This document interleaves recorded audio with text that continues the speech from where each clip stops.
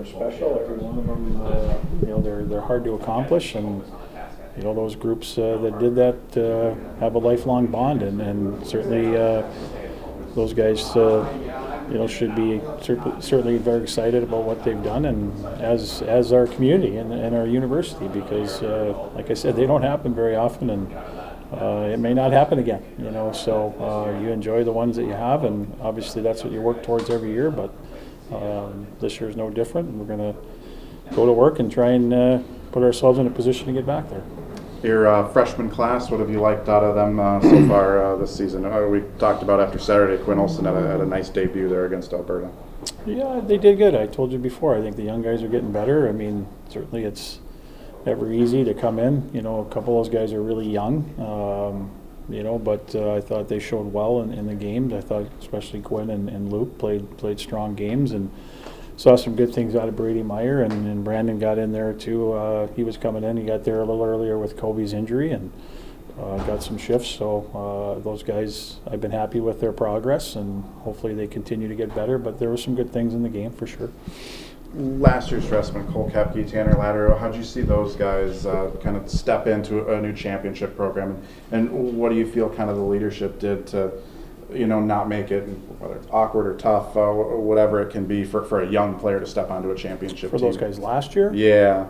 Well, I mean, I think they came in and got their feet wet for sure. I mean, Tanner, I still remember he didn't play the first game against Minnesota, and then had a really strong game and made a statement, and Cole was in the lineup right from the start, and I thought had his ups and downs as all young guys do, but I thought he finished the year strong and gained a lot of confidence, much like Richie did his freshman year, and we're looking for the same thing. I think he's taken a step this summer. He had a good summer. They both have worked hard, and I think you see it on the ice. I think we need those guys to take a step for sure. And I thought Tanner had a strong game Saturday for sure. I thought he was noticeable. I thought that line was really good, and he was a big part of that. So.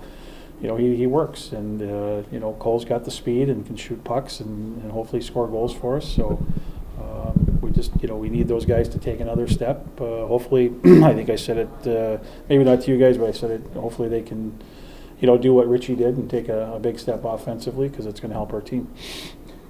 Injuries. Kobe Vander. Kobe's out probably 3 to 4 weeks. Upper or lower? Upper. Yeah. Okay. Everyone else looks good. Heading into Lelig's back, so he's the only one. Hunter Lelig's back. He's good to go. Two different guys that can score. With a 4-line team, when you face teams like that, and Lowell can be that way too, how difficult are they to game plan for? Because you're not looking at one guy, you're looking at 12 forwards that can score goals.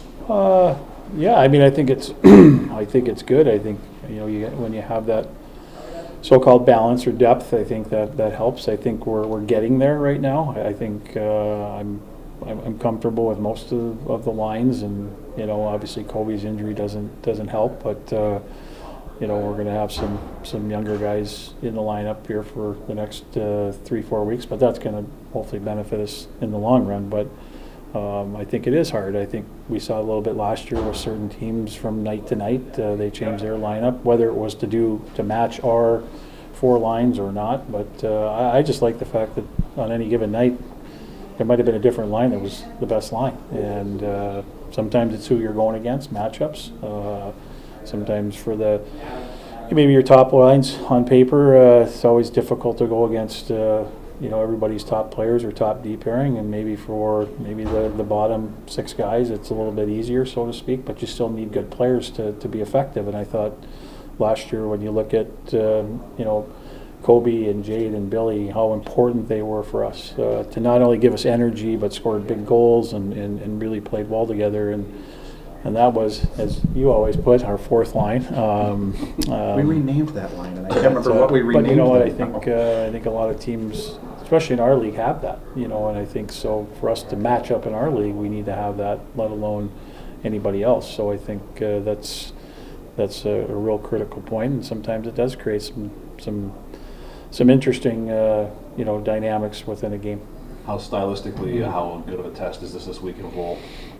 Oh, it's good. I mean, again, I like playing them. I like the way Norm coaches his teams. They play a little bit different style. I mean, we're going to see some different things that maybe we don't see within our league. You know, they're always a strong defensive team with good goaltending. They're a little bit younger this year as far as freshmen, but they had a great start last weekend, winning 2 games, only giving up 2 goals, and you know, they play hard. They play hard down low.